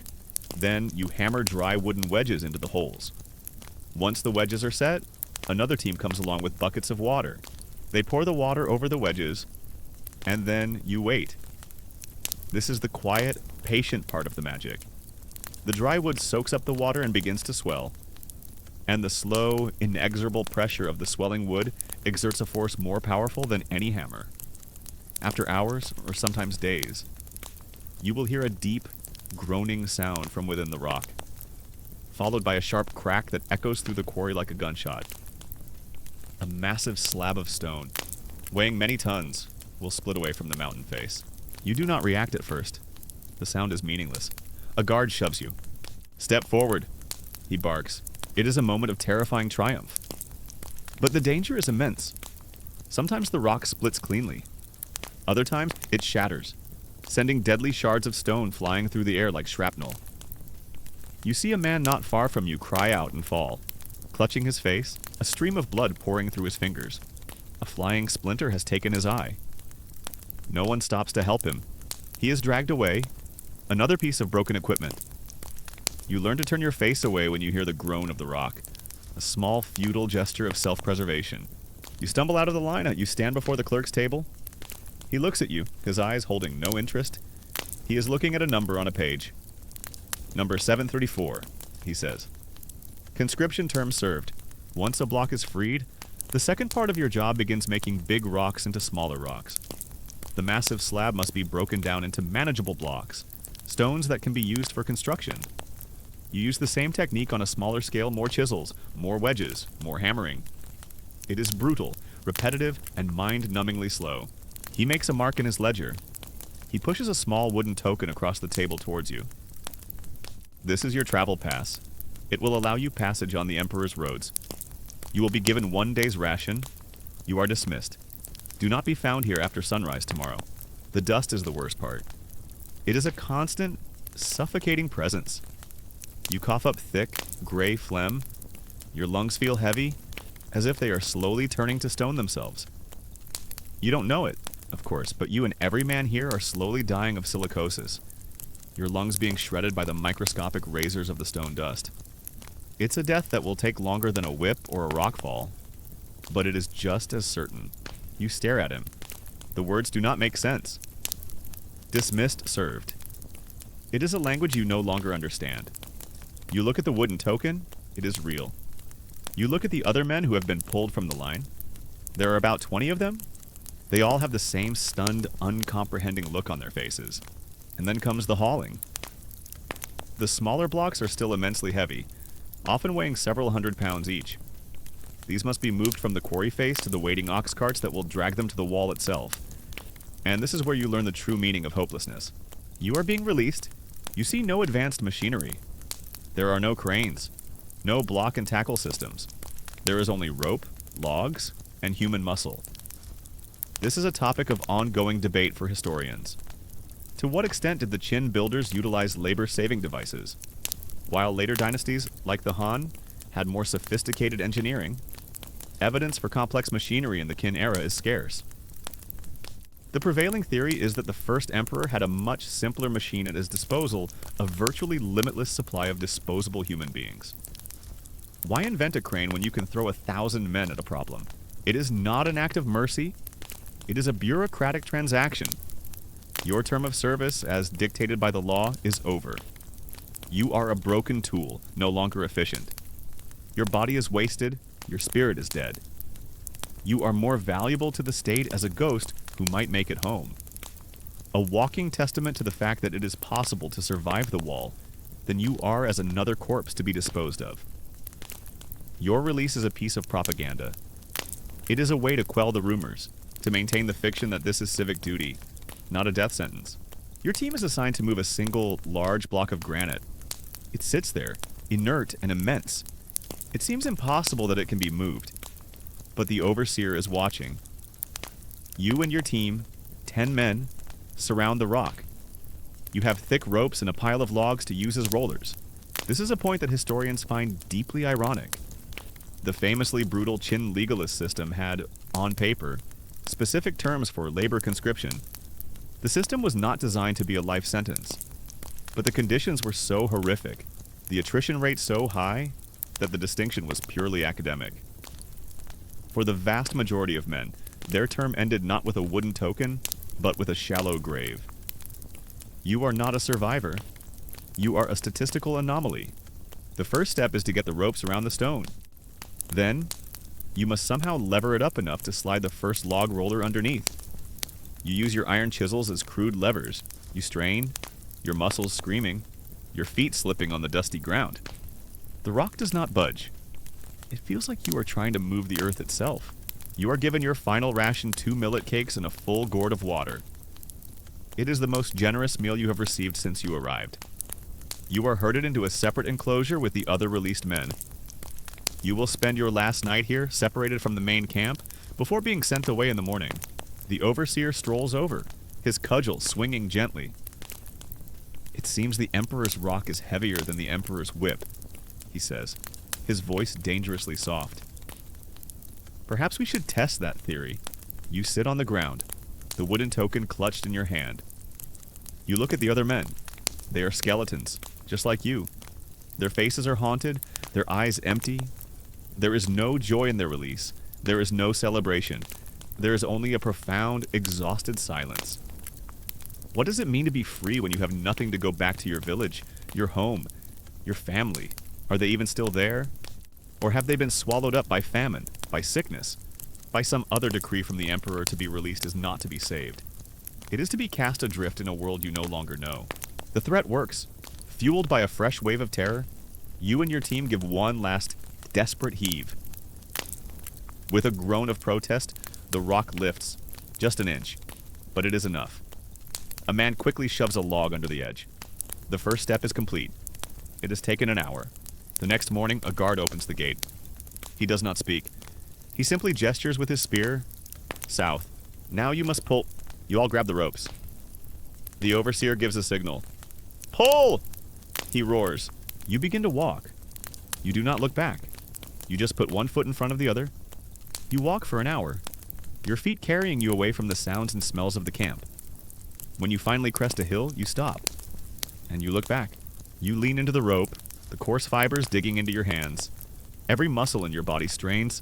Your feet scrabble for purchase. For a moment, nothing happens. The rock seems to mock you. Then, slowly, agonizingly, it begins to move, scraping over the log roller with a sound that sets your teeth on edge. And you see it, the wall. You have moved it a few inches. It stretches from horizon to horizon, an endless, monstrous scar across the face of the world. It clings to the mountains, a great earthen dragon, its stone scales shimmering in the morning light. It is immense. It is terrifying. It is the most magnificent and most horrible thing you have ever seen. This is your new reality. Hours of backbreaking. Dangerous work to move a single piece of stone a few feet. You pull, you strain, you reset the log rollers, and you pull again. The process is a slow-motion nightmare. You look at it, and you see not a wall of defense, but a monument to suffering. You see the millions of baskets of earth, carried by millions of men. You see the quarries, The gashes in the mountains where the rock was torn out. You see the smoke from the kilns, the dust from the hammers. You think of the men you knew, the young man who was the first to fall on the march north. Way, the old farmer, crushed by the rockfall, the convict with the tiger tattoo, beaten to death for a moment of defiance. Accidents are constant. A rope, old and frayed, snaps. The men holding it are sent tumbling backwards. The rock, suddenly free, slides back, crushing the leg of a man who is trying to position the next roller. He screams a sound of pure white-hot agony. The overseer does not even flinch. He simply barks an order for the man to be dragged away and for a new man to take his place. There is no pause. The work must continue. You think of Wang, the storyteller, sent to die alone on the western ridge, and you think of Chen, your friend, your neighbor. You look at a particular section of the wall, and you know that he is in there. His bones are part of its foundation. His body is one of the secret ingredients, mixed in with the dirt and the gravel. This brings to mind an obscure but fascinating aspect of the project, the tool supply chain. Your soft iron chisels are constantly blunting against the hard granite. Every few hours, you must take your blunted tools to a designated area where a team of blacksmiths works tirelessly. You see them there, their faces blackened with soot, their bodies glistening with sweat in the heat of the forge. They are also conscripts, men whose skill with a hammer has damned them to this specific corner of hell. They work day and night, sharpening, reforging, trying to keep the great machine of the quarry supplied with tools that are barely adequate for the job. It is another layer of the immense, complex, and brutal logistics required to make this wall a reality. You stand there, on the hill, a free man, and you look at this great structure, this symbol of the Emperor's power, and you wonder, was it all truly built to keep the northern barbarians out? The Xiongnu are fierce. Yeah, they are a threat. But this is something else. This is a structure built with a level of human sacrifice that is almost beyond comprehension. You look at the face of the quarry, at the thousands of men toiling away. You look at the piles of dressed stone, waiting to be hauled, and you look at the wall, snaking its way across the horizon, and you finally understand. The rammed earth wall was just the core, the skeleton. The Emperor wants his dragon to have scales of stone. He wants it to be permanent, a monument to his power that will last for 10,000 years. And he is willing to grind you, and a million men like you, into dust to give it to him. A new, cold thought enters your hollow mind. The wall has two sides. It faces north, towards the enemy, but it also faces south, towards you, towards the heart of the Empire. What if its purpose was not just to keep the barbarians out, but to keep the Emperor's own people in?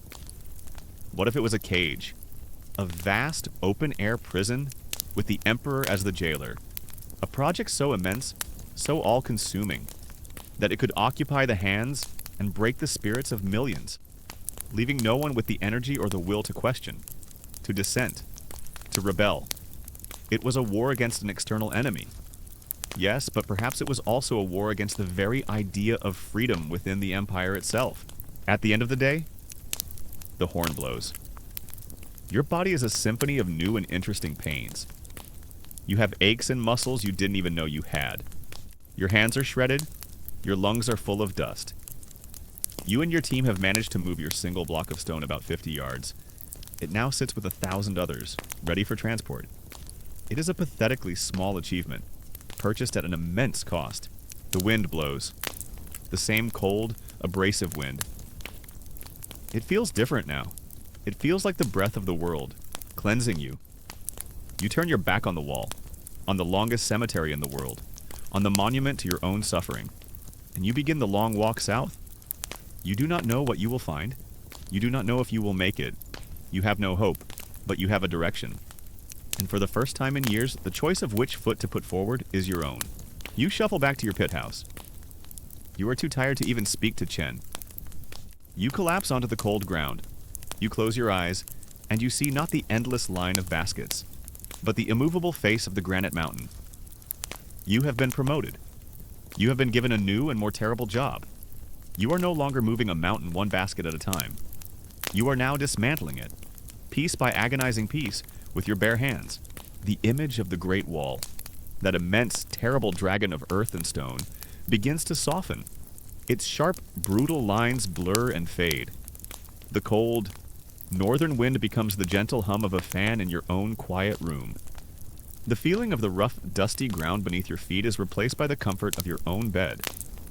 The profound, soul-deep weariness of the worker gives way to the pleasant, heavy-limbed feeling of impending sleep. The dust of the quarry becomes the seasoning for every meal. You learn to live with the taste of granite in the back of your throat.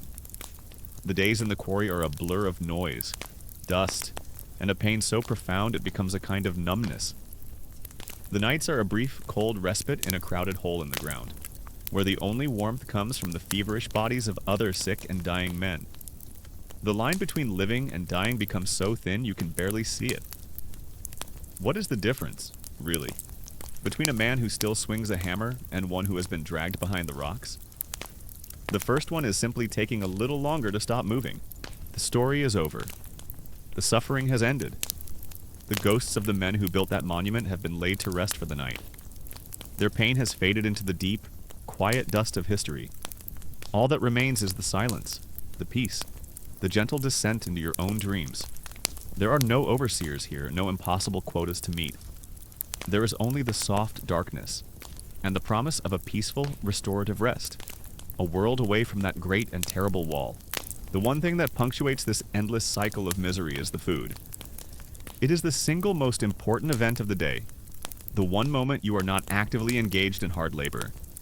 It is also the most potent and consistent reminder of your utter worthlessness in the eyes of the Emperor.